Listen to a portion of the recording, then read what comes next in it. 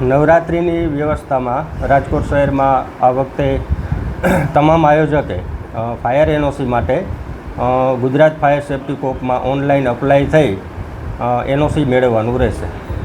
Fire વિભાગ દ્વારા કેવી રીતે એનઓસી આપવામાં આવશે, શું શું ચેકિંગ કરવામાં આવશે?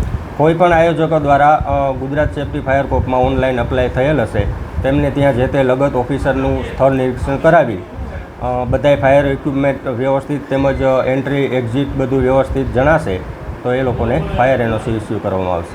આયોજકોએ શું શું બાબતનું ધ્યાન રાખવું પડશે? આયોજકોએ ચાલુ પ્રોગ્રામ દરમિયાન એમને વસાવેલ જે ફાયર ઇક્વિપમેન્ટ છે, પછી ઇલેક્ટ્રિક જે કાંઈ ડિવાઇસીસ છે એ બધાયના જાણકાર માણસોને હાજર રાખવા જોઈએ.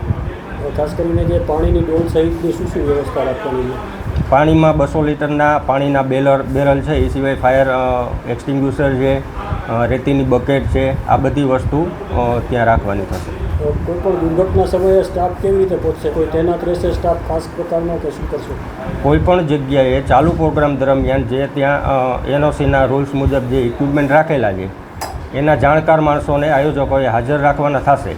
એ સિવાય ફાયર કંટ્રોલનો કોન્ટેક કરી શકે એવા પર્સનને હાજર રાખવાના થશે. ઓકે.